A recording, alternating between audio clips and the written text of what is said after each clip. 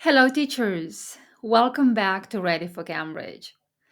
Today it is Teacher's Corner. It is our time as we will see how to teach phrasal verbs to our advanced level students in an engaging and effective way.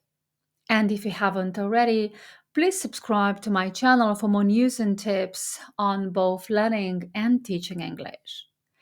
So, here is the question. Supposing the phrasal verbs were the ones to be taught in our next lesson, how would we normally teach them to our students? Why don't we brainstorm some of these techniques?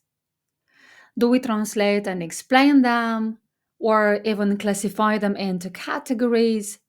Perhaps you draw pictures, or write stories, organize interviews, or even prepare quizzes.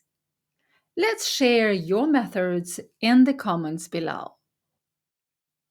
There is one really effective way to teach phrasal verbs, and this is through the game Find Someone Who, which consists in asking and answering questions. Each of them has got one of the phrasal verbs that students must study.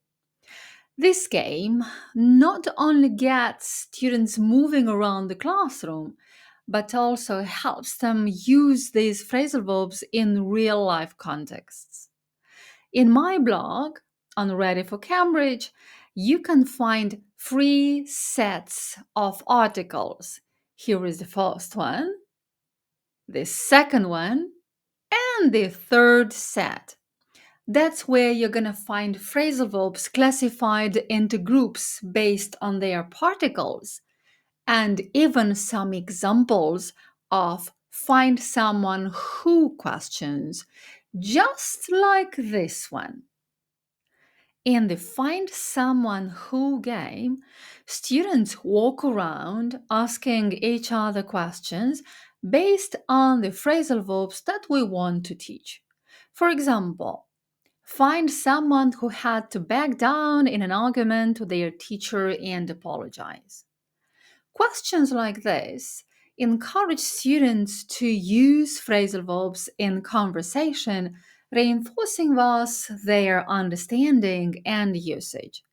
By the way, it is a must for the person answering to use the phrasal verb they've had in the question.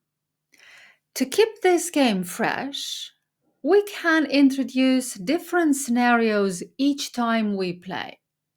I've got 6 variations of the Find Someone Who game. Let's look at them together. So, here is the Be Courteous variation. For this one, we must first teach students some polite expressions to use when asking questions and before moving on, before saying goodbye. For example, excuse me, may I ask you a question? Or, pardon me, I was wondering if you could tell me this and that.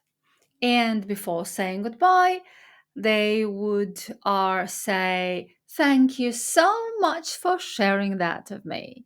Or, I really appreciate you taking the time to talk to me. And here is our second variation, the add a backup question. After the initial question, students should ask a follow up question to get more details. For instance, I see.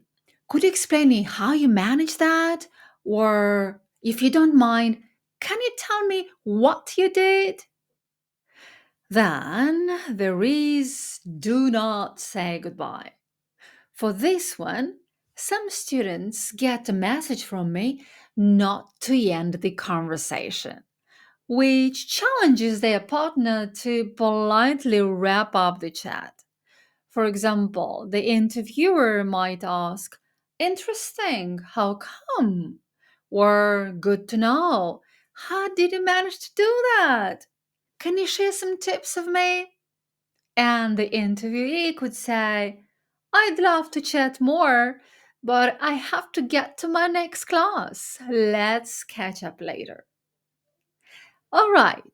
Now let's move on to another fun variation, which is the gossiper, in which students report back what they learned about others using reporting verbs like they mentioned, explained, or noted. For example, Kate mentioned that she had to apologize to her teacher.